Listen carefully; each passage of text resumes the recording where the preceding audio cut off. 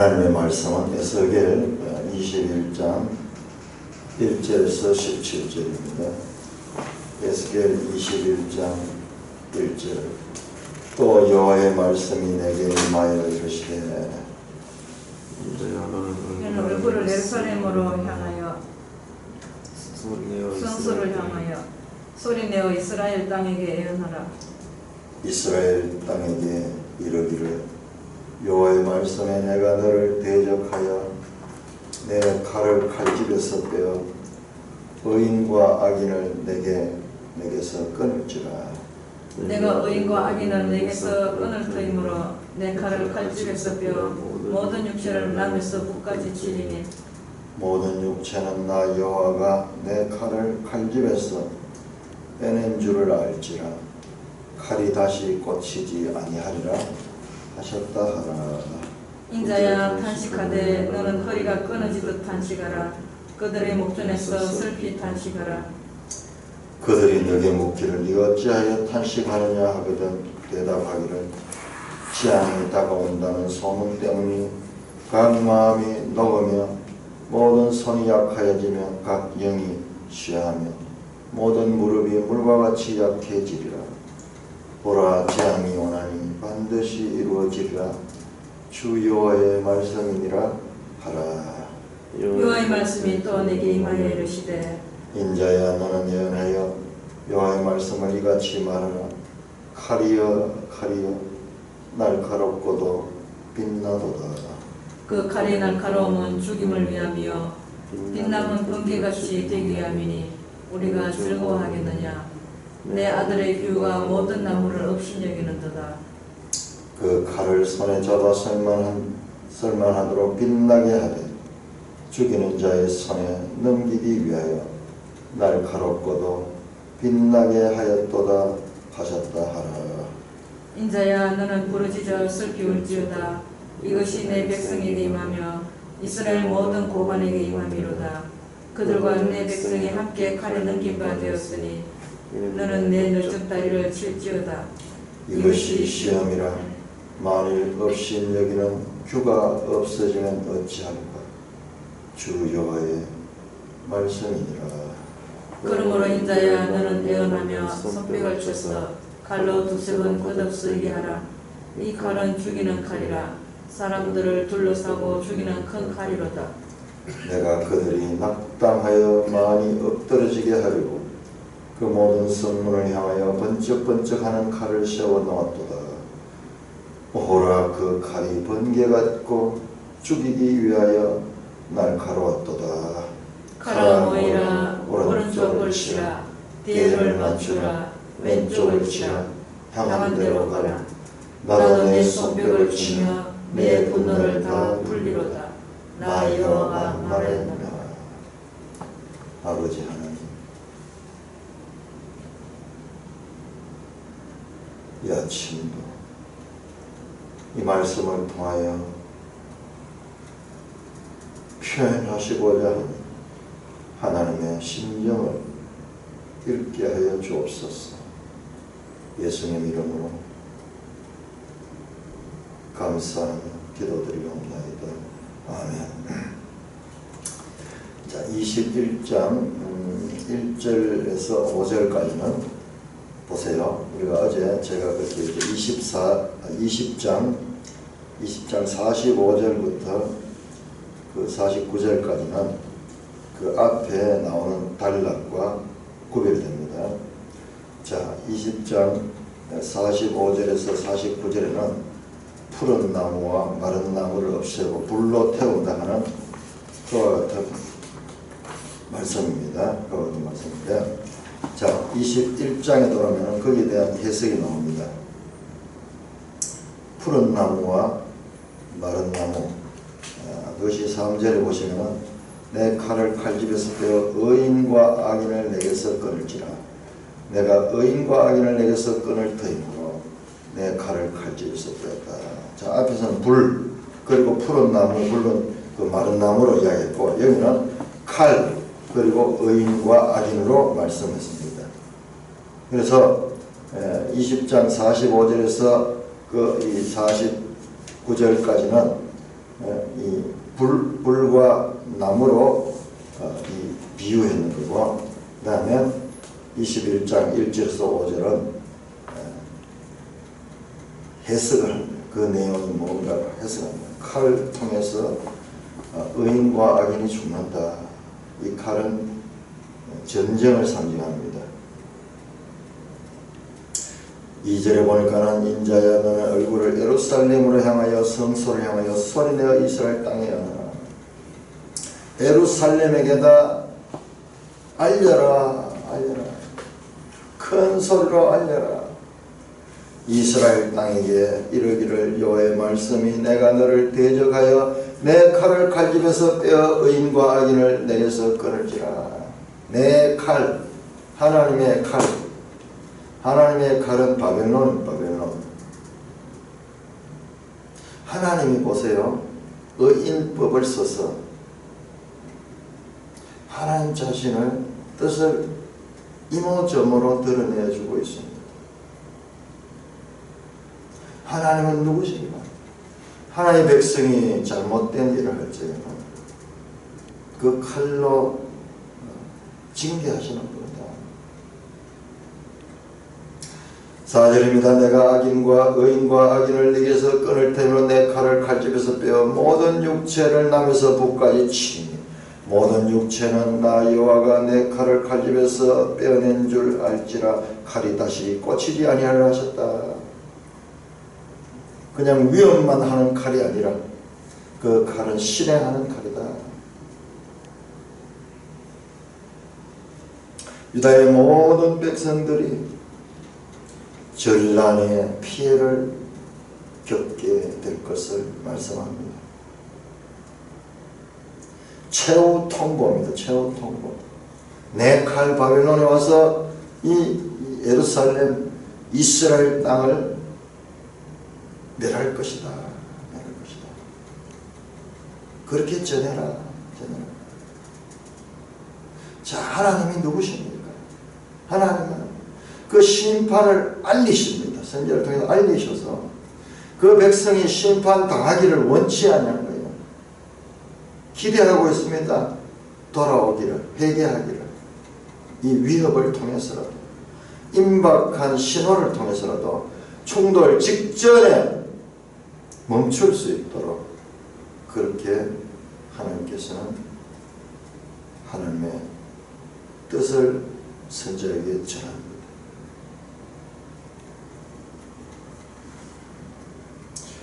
이 말씀은 여러분 이 말씀은요 좀 더 깊이 보면 이게 이스라엘을 통해서 모든 시대 모든 백성들에게 하나님이 누구신가를 가르치는 표현이에요. 문학적인 표현이에요. 하나님 누구신가? 하나님 누구신가?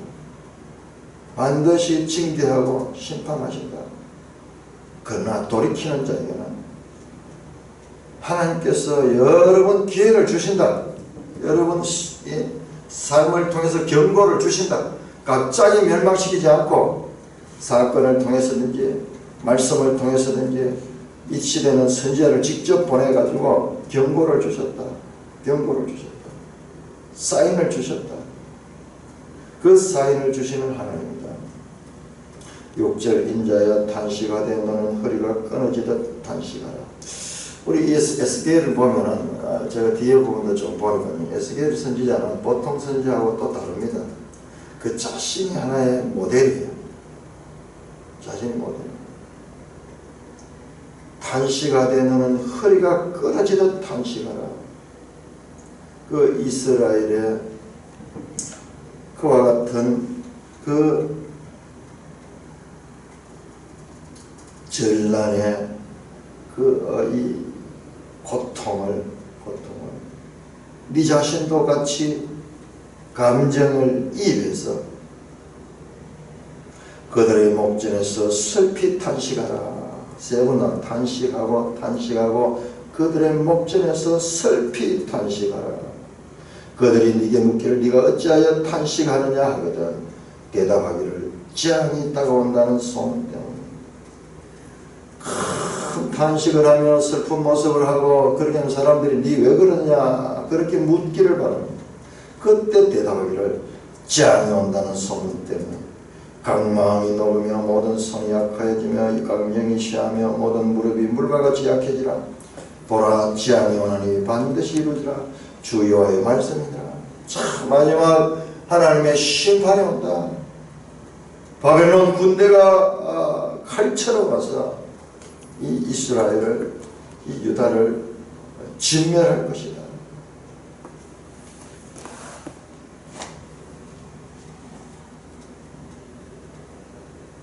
자, 우리는 반복되는 이와 같은 이 하나님의 말씀들을 통해서 하나님이 누구신가?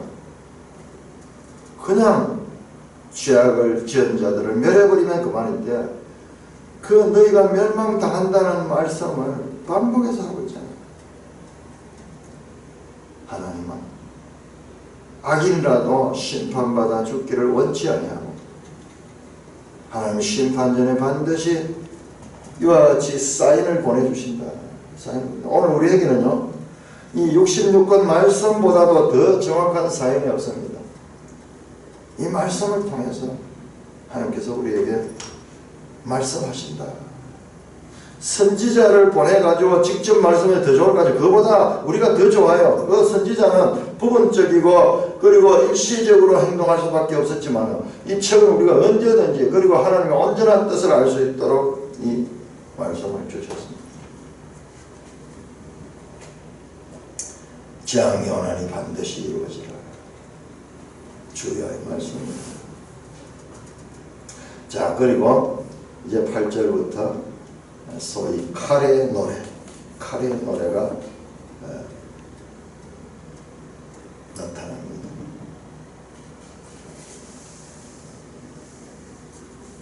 칼의 노래, 춤추는 칼, 왕관을 벗기는 칼, 암몬을 다스리는 칼, 이어서 21장 이어지면서 그 칼의 노래가 나옵니다. 9절에서 16절까지 이어지는 칼의 중복, 칼은 헤레브인데 보세요. 칼이여 칼 이야기가 계속 나옵니다. 이것은 역설, 심판에 대한 바벨론의 침략이 얼마나 무섭고 뿐만 아니라 그 심판에 대한 강조를 합니다. 칼의 노래.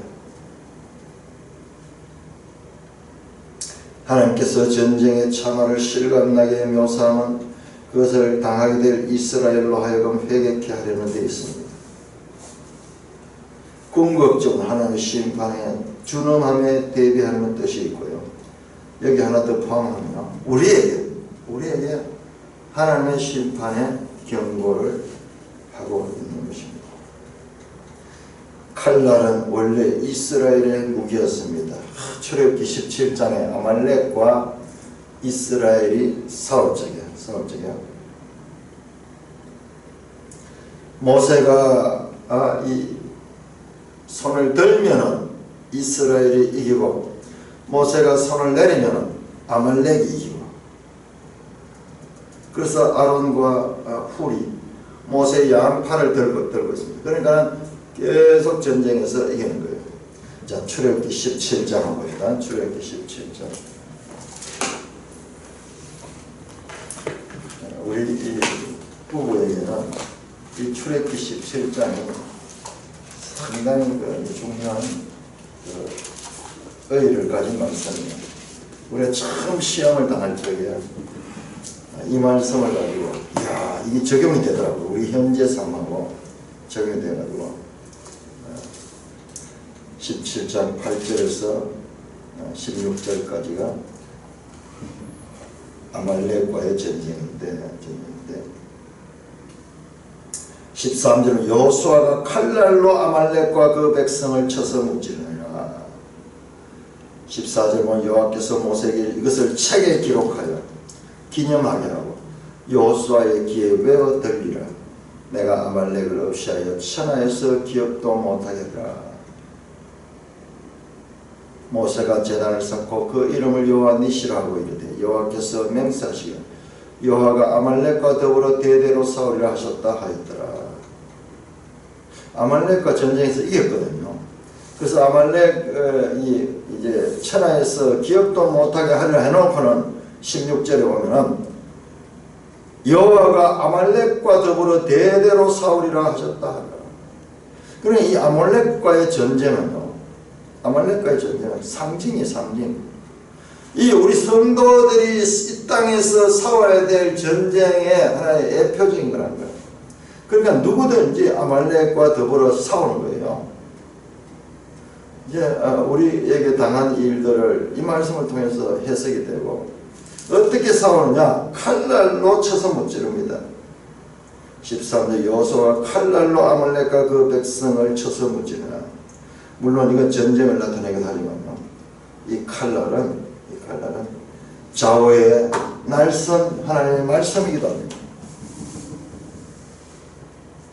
자, 이 칼이 이스라엘이 아말렉을 치던 칼이 이제 반대로 바벨론의 칼이 이스라엘을 치는 거예요. 이스라엘 치는 거예요. 하나님의 칼날은 일방적, 무조건적 자기 백성을 보호하는 칼이 아닙니다. 이스라엘을 위해서 싸우시는 하나님은 또는 이스라엘을 대하여 싸우시는 하나님입니다. 우리 이걸 알아야 돼요. 그런데 이 유다 백성들은 시온 신앙을, 시온 신앙.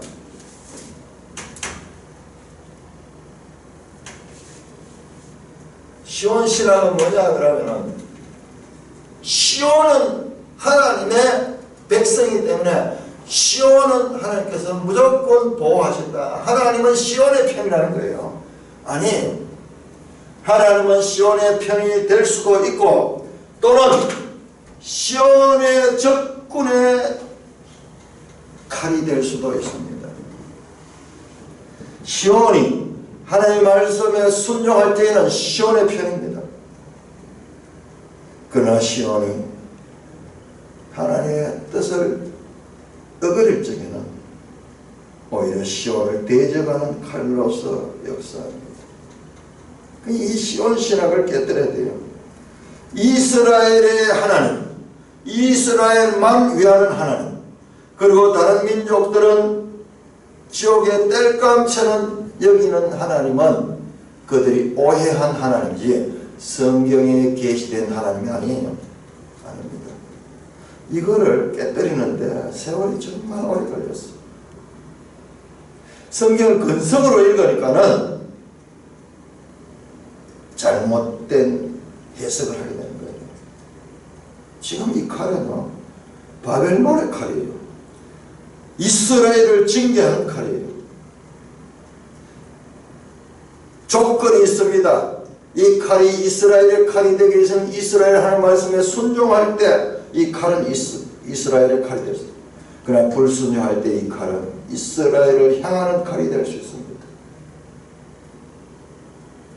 자, 칼이 노래하는 인자여 너는 예언하여 여호와의 말씀에 이같이 말하라. 칼이여 날카롭고도 빛나도다. 그 칼은 날카로움은 죽임을 위하며 빛남은 번개같이 되기 위함이니 우리가 즐거워하겠느냐. 내 아들의 규가 모든 나무를 업신여기도다.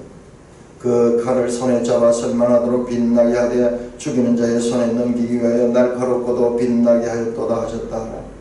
인자야 너는 부르짖어 슬피울지어다. 이것이 내 백성에게 임하여 이스라엘 모든 고관에게 임함이로다.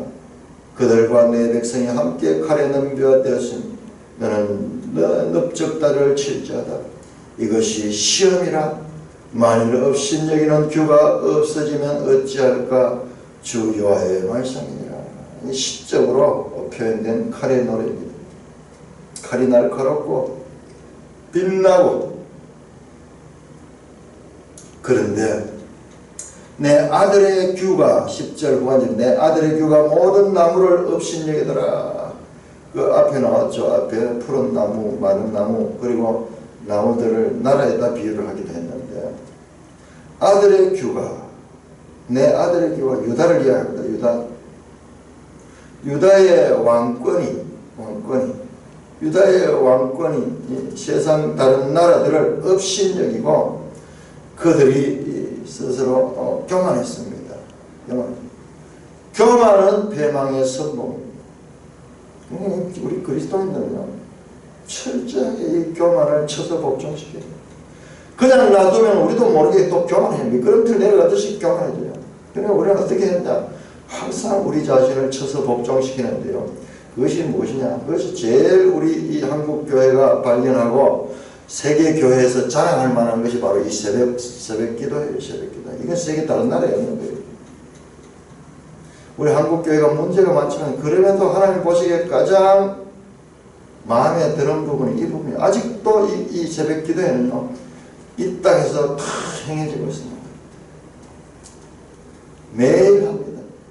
우리같이 토요일, 일요일 안 쉽니다.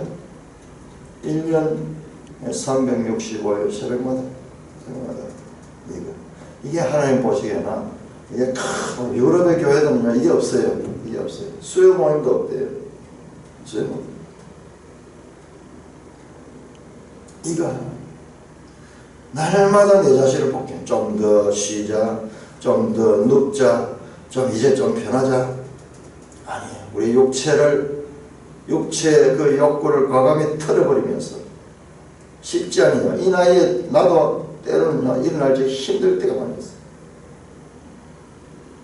그것을 억누르고 떨쳐나오는 자체가 하나님께 다 순종이고 거기에서 하나님이 하면 복을 주시는 거예요. 그냥 앉아가지고 텔레비 볼 수 있고 인터넷 볼 수 있고 다 볼 수 있죠. 그렇게 해서는 하나님 말씀을 제대로 알 수가 없습니다. 구별해서 자기 육체를 제어해서 하나님 나올 때 하면 그때 하나님께서는 그 자체를 기쁘게 보는 거예요. 우리같이 많은 기름값 들어가지고 그렇게 나오는 것, 거룩한 낭비를 하나님 원합니다. 이게 바로 이 향유 옥합을 깨뜨려서, 그 비싼 향유 옥합을 깨뜨려서 주님께 붙는 자세가 바로 이거예요. 딴 데서는 아끼더라도 하나님의 말씀 앞에는 과감하게 깨뜨리는, 내가 물질의 종이 아니고 하나님의 말씀이 사람이 떡으로만 살 것이 아니라 하나님의 말씀으로 산다는 그것을 실행하는 것이 바로 이거예요. 그런 마음을 가지고 하니까 하나님께서 그런 모든 이 여건을 허락하시고 그런 모든 것을 제공해 주시는 하나님, 그걸 기쁘게 보시는 거예요. 하나님 기뻐하지 않은 길을 막아버립니다.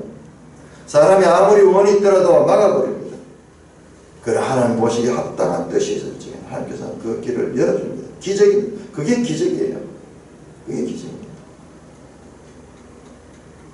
내 아들의 규가 모든 나무를 없이내요.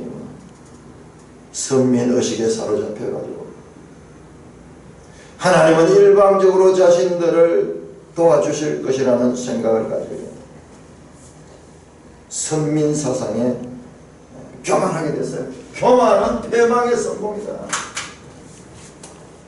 그런데 우리는요, 성경을 조금 많이 알아도 교만하고 기도를 조금 더 많이 해도 교만하고요. 이게 우리예요. 교회 안에서도 얼마나 교만이 많은지. 영적 교만은 어떤 면 세상적 교만보다 더 심해요. 더 심해요. 그런데 우리 에스겔서에 계속 나오잖아요. 자기들을 부끄러워하며 과거의 자기의 죄악과 자기들의 이 했던 행위 이런 것들을 부끄러워하고 수치스럽게 생각하며 다시는 그렇게 하지 않는다. 겸비한 마음, 자신이 죄인임을 알고 겸비한 마음을 가지고.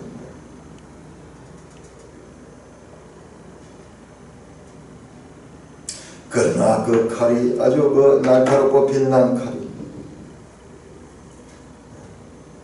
자, 이 13절에 보면 이것이 시험이라. 말 없이 여기는 규가 없어지면 어떨까? 이것이 큰 이 테스트다. 시험이다. 시험이기도 하고 시련이기도 하다. 시련이다. 이 두 개가 트라이얼 또는 테스트 두 개가 다 써져요. 이것이 큰 시련이다. 말 없인 여기는 규, 없인 여기는 규는 앞에 나왔던 그 아들의 규죠. 그 아들의 규, 이게 바벨론에 의해서 바벨론 바벨론을 업신여기고 애국과 동맹관계를 맺었던 유다의 마지막 왕 시드기야를 또 그 시드기야의 왕권이 없어지면 어찌할까 하나님께서 안타까워하면서 주여와의 말씀이다. 그러다가 너희는 완전히 없어진다. 유다의 이 왕권이 왕조가 끊어진다. 유다의 왕권의 단절에 대한 안타까움을 이와 같이 표현하고 있습니다. 시적으로 표현하고.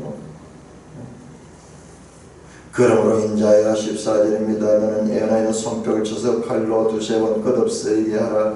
이 칼은 죽이는 칼이라. 너는 예언하며 손뼉을 쳐서 이거는 하나님이 사람들을 주목시키고 그렇게 강조하는 것과 같습니다. 칼로 두세 번 끝없어지게 하라. 이 칼은 죽이는 칼이라. 사람들이 둘러싸고 죽이는 큰 칼로다. 바벨론을 위한 전쟁의 참화를 실감나게 전달하고 있습니다. 내가 그들이 낙담하여 많이 엎드러지게 하려고 모든 성문을 향하여 번쩍번쩍한 칼을 세워놓았도다. 오라 그 칼이 번개 같고 죽이기 위하여 날카로웠도다. 가라 모이라 오른쪽을 치라. 대를 맞추라 왼쪽을 치라. 향한 대로 가라. 나도 내 손뼉을 치면 내 분노를 다 풀리로다. 여호와가 말씀합니다. 이 14절에서 16절은 칼의 활력을 통해 임박한 전쟁의 무서움을 시청각적으로 묘사하고 있습니다. 하나님의 섭리로 인한 환난을 무서워하고 회개케 하기 위한 표현입니다. 17절은 바벨론의 칼의 공격은 하나님의 상처가 얼마나 컸던 것을 봅니다. 자, 이거를 우리 말 그대로 읽을 수 있겠습니까? 하나님이 내가 손뼉을 치고 내 분노를 다 풀겠다 이놈들아, 내 분노를 너에게 다 풀어버리겠다. 이것을 우리가 하는 액면 그대로 말씀 그대로 들을 수 있겠습니까? 이거 그 말씀 아니잖아요.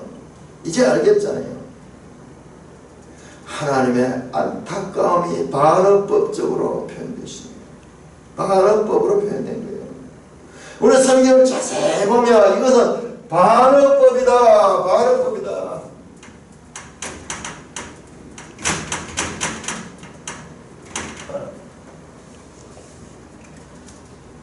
이것까지 읽어내. 이것까지 하나님의 심정. 우리가 이런 번역법을 많이 쓰잖아요. 따뜻한 목욕탕에 가면서 시원하다 시원하다. 하나님의 숨소리까지 들려요. 손뼉을 치면 내 분노를 다 풀리로다. 이 말씀이 앞에도 몇 번 나와서 이게 정말 좋아서 내가 너희들을 그래서 한 거야. 얼마나 하나님이 상처가 많았고 얼마나 안타까움이 많았던지 계속 그 부분에 대해서 말씀하면서 이놈들아 돌아오라.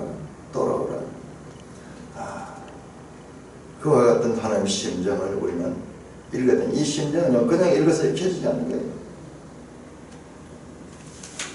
21장 18절에서 32절까지 교독하겠습니다. 에스겔 21장 18절.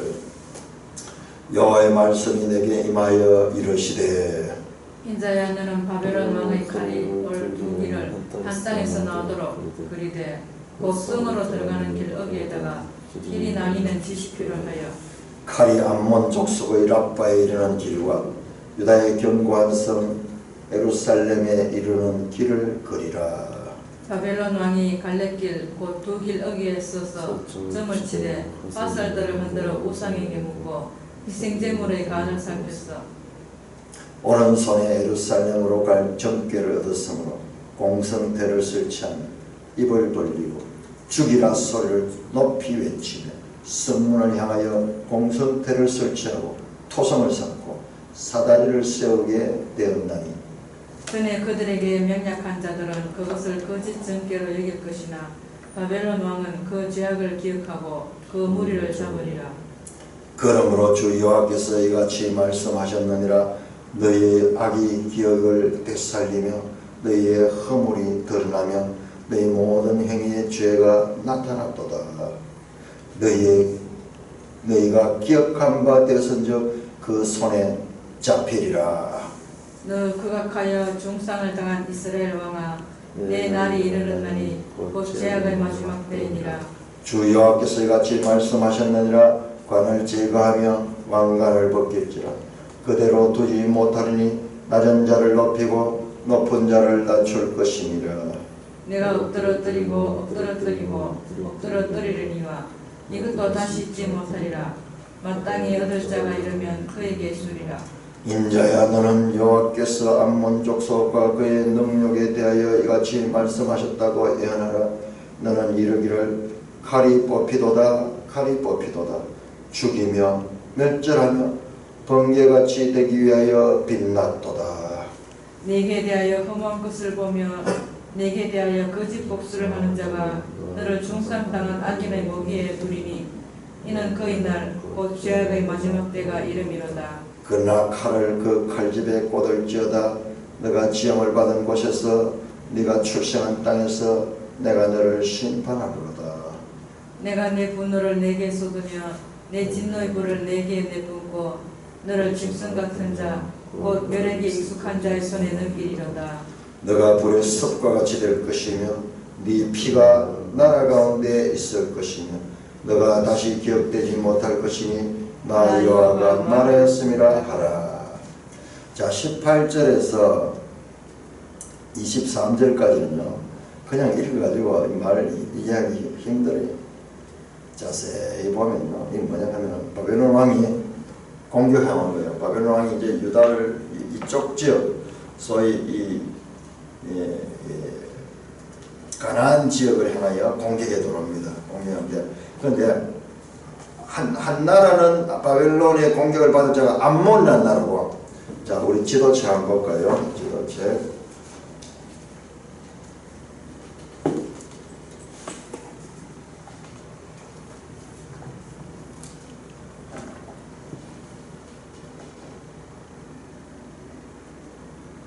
(219쪽) 219쪽.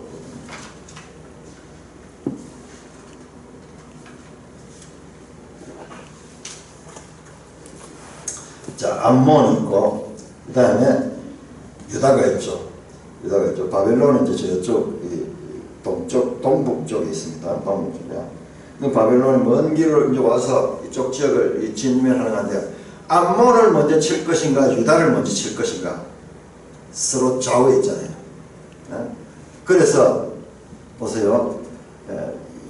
이런 것도 성경 보면 묘미해요. 19절 인자에 너는 바벨론 왕의 칼이 올 두 길을 한 땅에서 나오도록 거리되 곧 그 성에 들어간 길 어귀에다 길이 남는 지시표를 하여 칼이 암몬 족속의 라빠에 이르는 길과 유다의 경관성 예루살렘에 있는 길을 들이라. 약도를 딱 그려가지고 이제 갈라지는 거예요. 이리 가면은 암몬, 이리 가면은 유다로 가는 방향이에요. 거기다 갈림길에다가 이정표를 딱 지시표를 내가 분기점을. 그래가지고 21절 바벨론이 갈래길 두 길 어귀에서 점을 치도록 한다. 화살을 흔들어 우상에게 묻고 희생제물의 간을 살핀다. 이게 요즘 사람들 전혀 모를 거예요. 이게 우리 어릴 적에 이거에서 갈림길이 나오죠. 갈림길이 나오는데 이 길을 모르면요 춤을 이렇게 탁 받아가지고 여기 춤을 탁 춰요. 그래서 춤이 떨어지는 방향으로 이긴다 이러면서 어린이들이 늘 그렇게 했어. 우자임에 그런 경험 있어요. 그 아주 뭐 어릴 때부터 일상화되어 있어. 어느 길로 갈까 하면 술바닥에 점치는 거예요.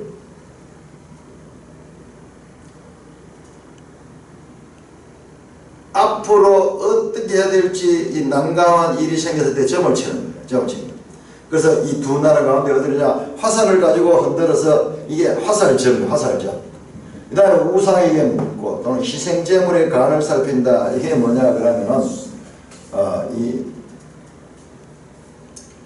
짐승을 죽여가지고 그 간을 빼내가지고 간 색깔을 보고 점을 친 거예요.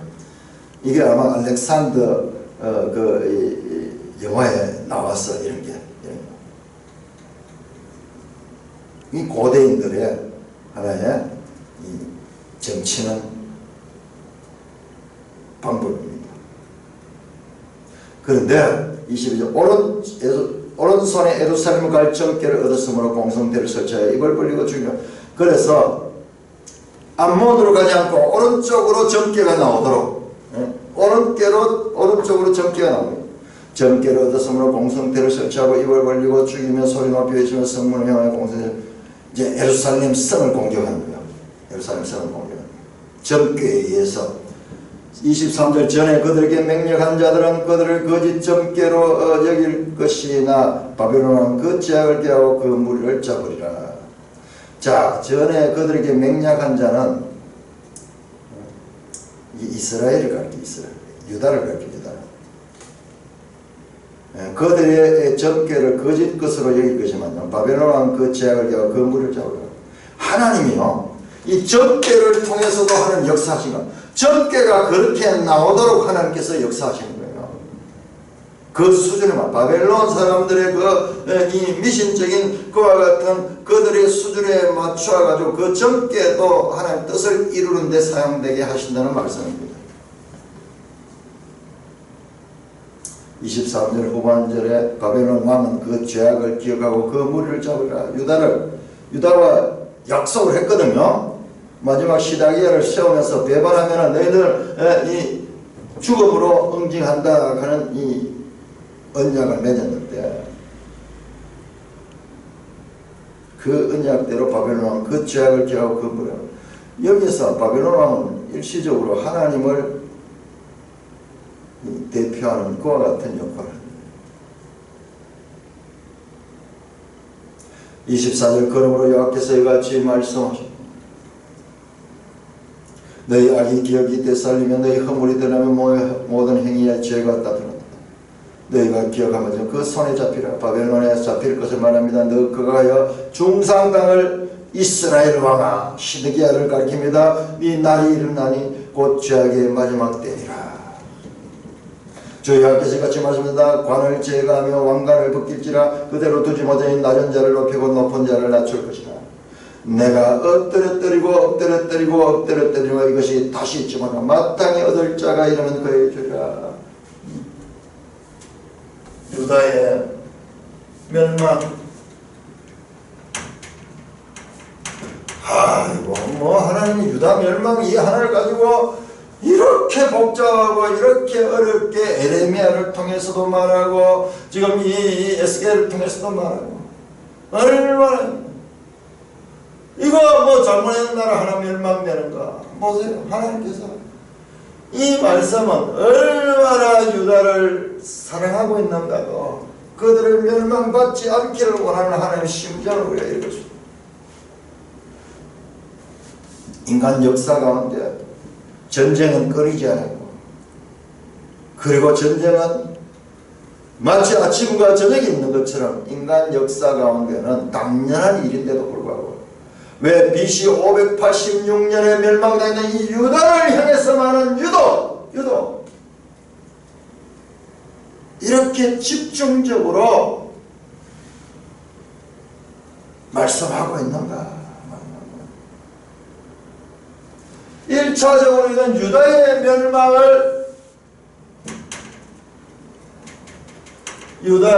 멸망을 원치 않기도 하지만요, 더 궁극적으로 가면요, 이것이 모든 나라에 대한 것으로 적용돼요.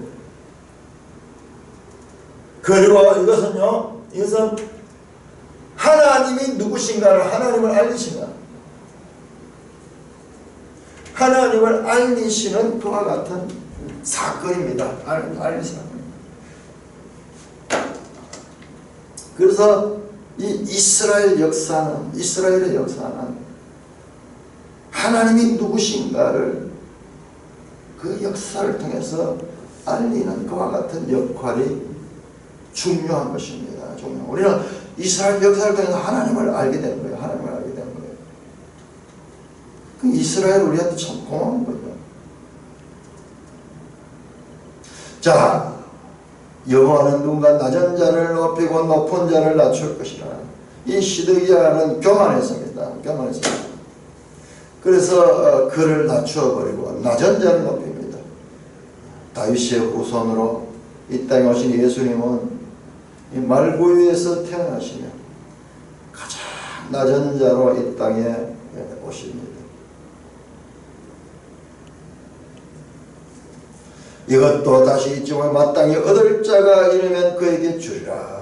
마땅히 얻을 자에게 주리라. 이 알 수 없는 이 모호한 말씀, 뭉뚱그려서 말하는 이 모호한 말씀이 무엇인가? 우리 신약 성도는 이걸 알 수 있어요. 자, 누가복음 1장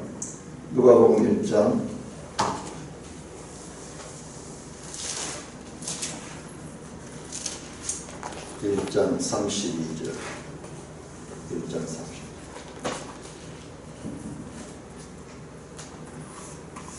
누가복음 1장 31절부터 보라 내가 잉태의 아들을 낳으니 그 이름을 예수라 하라.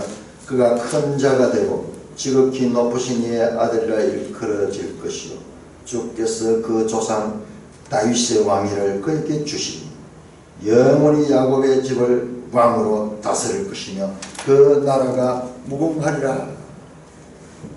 와, 마땅히 얻을 자는 바로 다윗의 후손으로 그 왕위를 잇는 예수 그리스도입니다. 이 마땅히 얻을 자는 여기 흐릿하게 나와 있어요. 신약의 성도들만 알 수 있지 구약 성도들은 이거 읽어서도 알 수 없는 말씀입니다. 그러면 구약 성경이 뭐냐? 신약 성도들을 위해서 선 목적이 있는 거예요. 메시아가 오시면 진정한 의미에서 다윗의 왕통의 왕위를 받는다는 뜻입니다. 그가 진정한 큰 자입니다. 너희 가운데 큰 자는 섬기는 자가 되고 세상 사람들은 큰 자는 섬김을 받고 높아지지만은 이 하나님 나라의 이 모델로 오신 예수님은 반대로 오셨다. 가장 낮은 모습으로 오십니다. 낮은 자로서 높임을 받고 그리고 그 왕위를 마땅히 얻을 자가 되어서 그 왕위를 얻는다. 야, 구약 성경 속에 그 예수님에 대한 이와 같은 암시 아무도 풀 수 없는 암시예요. 구약 성도들로서 지금 유대인들은 아직도 이것을 풀지 못하는 거예요. 아직 풀지 못하는 거예요. 그러나 우리는 이 신약 성경을 통해 이것이 바로 예수 그리스도인 것을 알 수 있습니다. 자, 그리고 28절에서 마지막 절 32절까지는 갑자기 암몬 족속에 대한 말입니다. 인자에 너는 여호와께서 암몬 족속과 그의 농력에 대하여 말씀하셨다고 예언하라. 이러기를 칼이 뽑히도다 죽이며 멸절할 병기같이 되게 빛났도다. 자 점을 쳐가지고 바벨론 왕이 오면서 점을 쳐가지고 점괘가 예루살렘을 먼저 공격하라 이렇게 되었죠. 그러니까 암몬은 살았죠.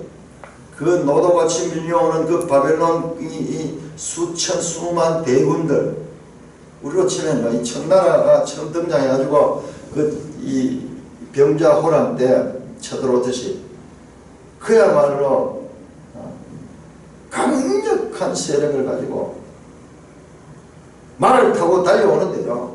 며칠 만에 이 서울이 정복당합니다. 우리 쪽에서는 그 나라를요, 그 여진족 오랑캐라고 생각했던. 그래서 늘 멸시했던 그 나라가요, 바뀌었는 거예요. 바뀝니다, 사람 바뀌. 그런데 우리는 과거 명나라는 높이고 이게 똑같아. 지금 애굽은 높이고 그래서 끝에 애굽으로 기울어버렸잖아요. 바벨론은 아직까지 신혼국이니까는 이 힘없는 나라, 저거는 알지 못한다. 그래서 바벨론은 멸시하고 애굽을 높이다가 지금 있다는 거죠. 그때 이 암몬 족속은 살았다 이렇게 생각했는데 아니, 그 칼이 이제 암몬 족속을 또한 향합니다. 죽이며 멸절한 병까지 되어 빛났도다. 내게 대하여 험한 것을 보며 내게 대하여 거짓 복수를 하는 자가 너를 중상당한 악인의 목에 두리니 이는 그의 날 죄악의 마지막 때이다. 그러나 그 칼을 칼집에 꽂을지어다. 네가 지음을 받는 것은 네가 출생한 때에서 내가 너를 심판하라.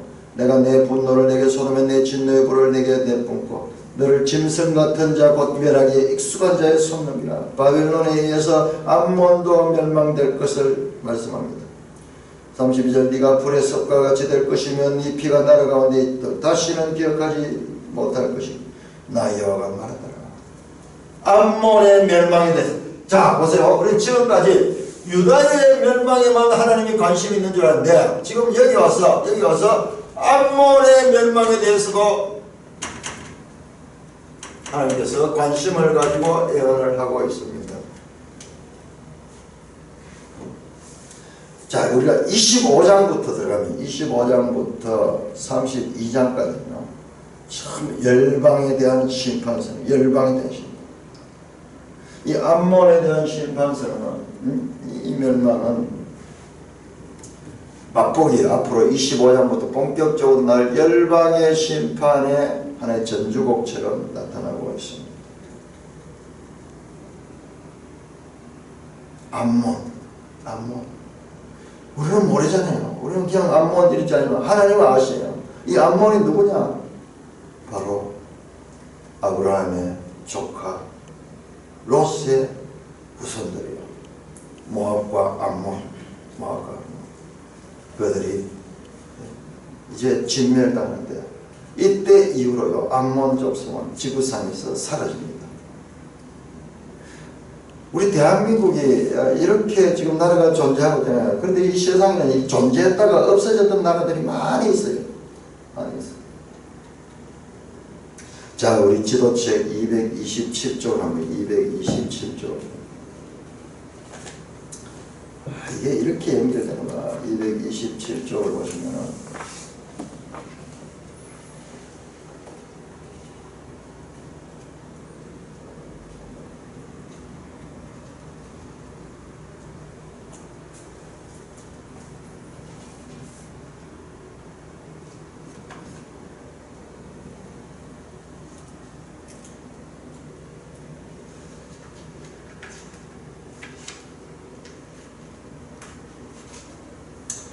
(227쪽에) 보시면은 바벨론의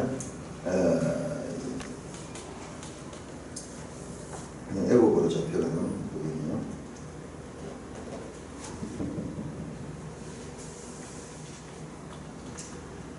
이 암몬의 이 멸망에 대해서는요, 우리가 이 지난번 에레미야 할 때 이 마지막에 그때 사건하고 연결되어 있어요. 자, 기억을 나시는 모르겠네요. 에레미야 때 이 유다가 멸망이 되고 그 다음에 바벨론 느부갓네살 왕이 유다에다가 새로 총독을 임명했어요. 총독. 그 총독 이름이 뭔지 아십니까? 유다가 멸망한 다음에 이 유다 사람들을, 이 왕조는 멸망이 되고 유다 사람들을 포로로 잡아가고 여기다 바벨론에서 총독을 세웠어요. 총독 이름이 누구냐면 그다랴. 그런데 이 그다랴를, 바벨론이 세운 총독 그다랴를 암살한 사람이 누구냐 그러면은 그 이스마엘인가 그렇게 나오는데, 이 요하난하고 뭐 이런 인물 나오는데, 그 사람들이 이 암몬과 연합해가지고 그들을 죽였습니다. 그래서 이 암몬 왕이 그들을 배후 조종했습니다. 그 사건으로 인해서 암몬이 특별하게 복수를 당하는 거예요. 유다도 바벨론 왕이 세운 그 왕이 반역해가지고 애굽과 동맹을 맺음으로 해가지고 바벨론 왕의 진노를 당했고, 그 다음에 암몬은 이 바벨론 왕이 유다에다 세운 총독으로 세운 그다랴를 암살시키고 그들의 배후가 되었어요. 그래서 바벨론 왕은 그들을 진멸하게 됩니다. 자, 우리 지도책 359쪽으로 359쪽.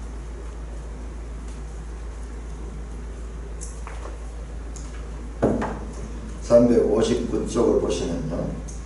자, 그 지도에 보면은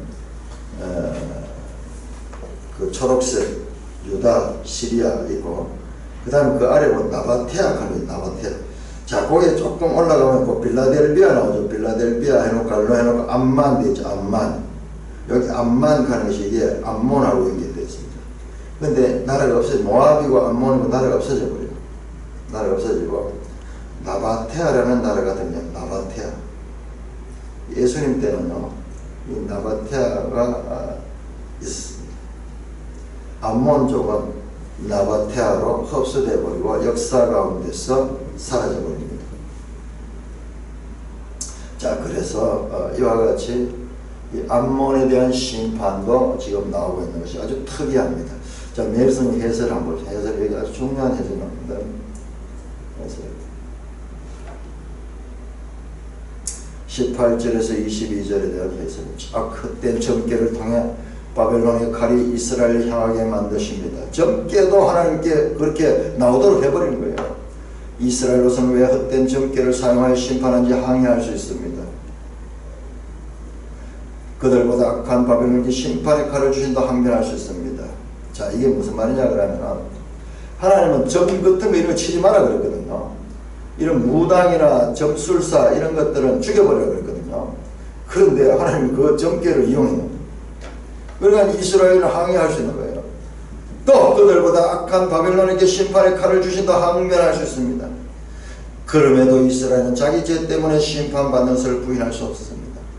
이건 이스라엘이 아직 하나님 잘 몰라서 그래요. 이 바벨론 다 심판당합니다. 뒤에 다 나옵니다. 이사야서 보면 다 나오고 뒤에 보면 이제 심판이 다 나와요. 우리는 좀 더 긴 호흡으로 하나님의 뜻을 봐요. 그러니까 우리 이때 사람들은 알 수 없었죠. 그럼 우리 성경을 갔으니까 성경에 이 모든 게 다 나와 있으니까 바벨론이 어떻게 심판하는가. 하나님 공평하십니다. 왜 이렇게 하나님 불공평하냐. 우리로서는 항의할 수 있습니다. 그러나 우리는 아직까지 우리가 하나님 몰라서 그래요.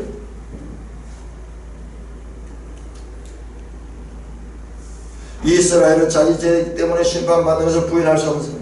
우상숭배와 불의가 명명백백하게 드러났으니 바벨론과 암몬에 비교하여 심판이 부당하다고 주장할 수 없습니다. 자, 이스라엘이 받은 심판은 언약을 맺은 하나님과 이스라엘 백성 사이의 문제입니다. 훗날 바벨론은 바벨론대로 암몬은 암몬대로 심판하십니다. 자, 여기 중요한 말은 덜 악하다고 죄가 없는 것이 아닙니다. 악인을 비난한다고 의인이 되는 것도 아닙니다. 다른 사람과 비교하지 말고 늘 하나님 앞에 자신을 정결해. 자, 여기 아주 중요합니다. 악인을 비난하면 나는 내가 의인인 줄 생각하는데요. 아닙니다. 이걸 우리가 봐야 돼요. 뼈저리게 자기 자신에 대해서 잘 봐야 돼요. 제가 앞에서도 말씀드렸지만 그 친구, 거짓으로 하는 그 친구가 유명해져가지고요. 성경을 인용하면서 얼마나 좋은 이야기를 많이 하고요. 오늘날 시대를 비판하고 북한 문제를 가지고 또 비판하고 이렇게 하는 걸 보고요. 내가 그걸 제일 싫어요. 악인을 비난한다고 의인이 되는 거 아니에요. 많은 악인들을 비난하면서 자기가 의로운치 않은 악인보다 더 악한 자들이 있어요. 죄는 속임입니다. 속임입니다. 그래서 우리가 이 속임을 당하지 않기 위해서는 인간이 누구인가를 알아야 돼요. 시대를 비판하고 이 악인들을 비판하고 그러면 의인인 것을 알고 우리가 그런 자들에게 표를 몰아주고 그런 자를 지도자로 세우는데 더 악한 공을 피하다가 사자를 만나는 그와 같은 경우를 우리가 많이 보게 됩니다. 많이 보게 됩니다. 우리의 판단력은 이렇게 연약해요. 성경을 통해서 우리의 판단력이 이스라엘 역사를 통해서 하나님이 이걸 다 보여준 거예요. 악인을 비난한다고 의인이 되는 거 아닙니다. 많은 사람은 악인을 비난하면서 스스로 그 판단자가 되어서 자기는 의인처럼 착각하고 다른 사람들과 그와 같이 속아 넘어갑니다.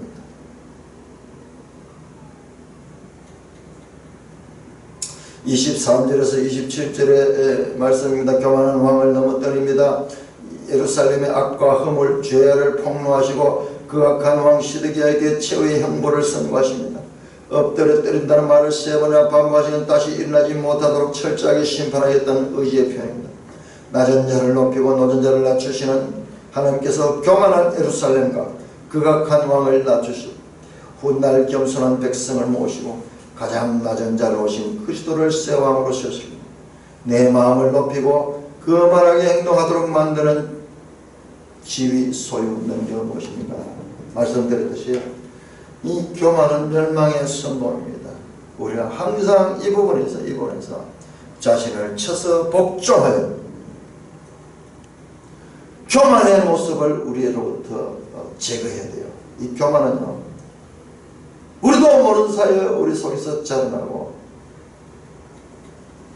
그여 우리를 멸망으로 이끌게 하는 사탄의 도구입니다. 우리 마음을 잘 살피면